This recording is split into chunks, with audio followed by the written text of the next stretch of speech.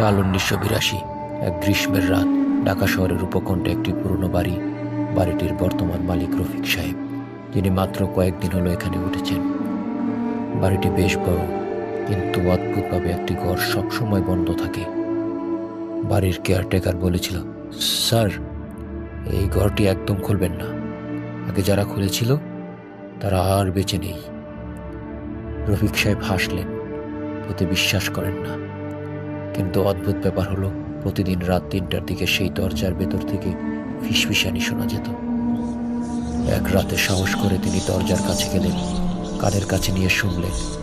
ভেতর থেকে কেউ খুব আস্তে আস্তে বলছে, দরজা খোলো, আমাকে বের হতে দাও। দরজা খোলো, আমাকে বের হতে দাও। রফিক সাহেব আর থাকতে পারলেন না। তিনি দরজার তালা খুলে ফেললেন। ঠিক সেই মুহূর্তে বাতাস থেমে গেল, চারপাশ যেন নিস্তব্ধ হয়ে গেল।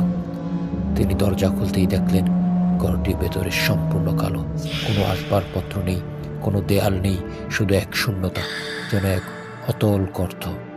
তিনি পেছনে ফিরে আসতে চাইলেন, কিন্তু দেখলেন তার পা ধীরে ধীরে মাটির নিচে ডেবে যাচ্ছে। তিনি চিৎকার করলেন,